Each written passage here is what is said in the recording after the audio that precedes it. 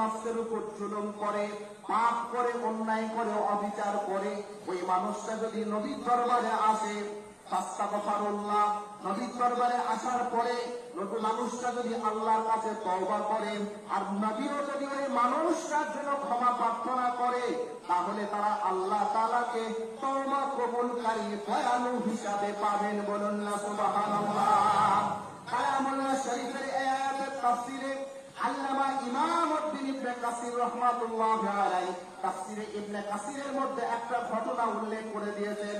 হযরত কুতুবী রাদিয়াল্লাহু রাহিমাহুল্লাহু তাআলা আনহু নামক একজন তাবেঈ মসজিদে নববীর তিনি খাদেম ছিলেন। উনি মসজিদে নববীতে খেদমত করছেন, এমন সময় দেখতে পেলেন একজন গ্রাম্য বেদুইন মানুষ কাঁদতে কাঁদতে আমার নবীজির রওজা মোবারকে এসে হাজির হয়ে গেল।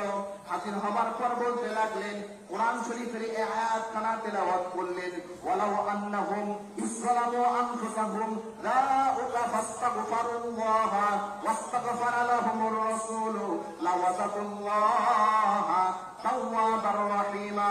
এই আয়াতখানা তেলাওয়াত করে আমার রাসূলুল্লাহ রওজা মোবারকে দুটো হাত তুলে বলতে লাগলেন, ও আল্লাহ পাকের রাসূল নবী মুহাম্মদ রাসূলুল্লাহ, আমি আমার নফসের প্রতি জুলুম করেছি, আমি আমার আত্মার প্রতি জুলুম করে আল্লাহ তাআলার দরবারে তওবা করে আপনার দরবারে হাজির হয়ে আপনার দিকে মোতাওয়াজ্জ হয়ে আমি আল্লাহ তাআলার কাছে ক্ষমা চাইছি। আপনি আল্লাহ তাআলার কাছে ক্ষমা চান, আমার আল্লাহ যেন আমার জীবনের গুনাহগুলোকে মাফ করে দেন। ওই বেদুইন মানুষরা কয়েক লাইন আরবি কবিতা পাঠ করে কাঁদতে কাঁদতে ওখান থেকে চলে গেলেন। হযরতে উতবী রাহিমাহুল্লাহু তাআলা আনহু তিনি বর্ণনা করছেন, এমন সময় আমার ঘুমে ধরে গেল। আমার যখন ঘুমে ধরে গেল, তন্দ্রাচ্ছন্ন হয়ে পড়লাম, ঘুমিয়ে পড়লাম। ঘুমের ঘরে দেখতে পাচ্ছি আমার হাবিবুল্লাহ নবী মুহাম্মদুর রাসূলুল্লাহ সাল্লাল্লাহু তাআলা আলাইহি ওয়াসাল্লাম নবী আমার রওজা মোবারক থেকে বের হয়ে এসে আমি উতবী আমার সামনে দাঁড়িয়ে বলছে, ও উতবী যাও যাও, ওই গ্রাম্য বেদুইন মানুষটাকে গিয়ে খবর জানিয়ে দাও, আমি আল্লাহ পাকের কাছে তার জন্য ক্ষমা চেয়েছি, আমার আল্লাহ পাক তার জীবনের গুনাহগুলোকে মাফ করে দিয়েছে। এরপরও আমরা এমন মাওলানা, এরপরও আমরা এমন মুফতি, এরপরও আমরা এমন শায়েখ যে আমরা বলে থাকি আল্লাহ রাসূলের দরবারে গেলেও দোয়া কবুল হয় না। আম্মা জান আয়েশা সিদ্দিকার যুগে আরবের সময় মক্কাতুল মুকাররমায় অনাবৃষ্টি দেখা দিল। এই অনাবৃষ্টি দেখা দেওয়ার সময় আম্মা জান আয়েশা সিদ্দিকা রাদিয়াল্লাহু তাআলা আনহার কাছে সাহাবায়ে কেরাম রাদিয়াল্লাহু তাআলা আলাইহিম আজমাইন বলে এসে গেলেন। আসার পর বলছেন, আম্মা জান, আমরা অনেকদিন থেকে মদিনা মুনাওয়ারায় বৃষ্টি হয় না। আল্লাহ তাআলা দরবারে নবী মুহাম্মদ রাসূলুল্লাহ যখন হায়াতে থাকতেন, আমরা তখন আল্লাহ রাসূলকে বলতাম, রাসূলুল্লাহ আমাদের জন্য দোয়া করতেন, আল্লাহ পাক বৃষ্টি নাযিল করে দিতেন।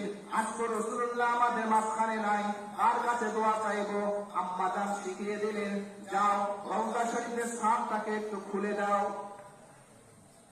রওজা শরীফের ছাদটুকু একটু খুলে দাও।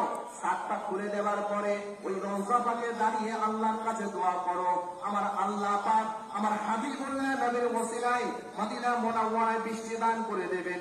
সাহাবীরা গেলেন মদিনা মুনাওয়ারার হুজুরের রওজা মোবারকের উপরে একটু ছাদটা খুলে দিলেন।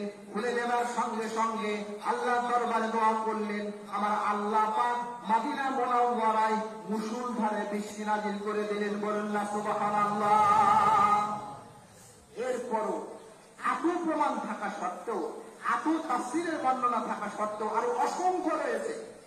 আমি শুরুতেই বলেছি সময় স্বল্পতার কারণে আমি আপনাদেরকে গুছিয়ে বলতে পারবো না।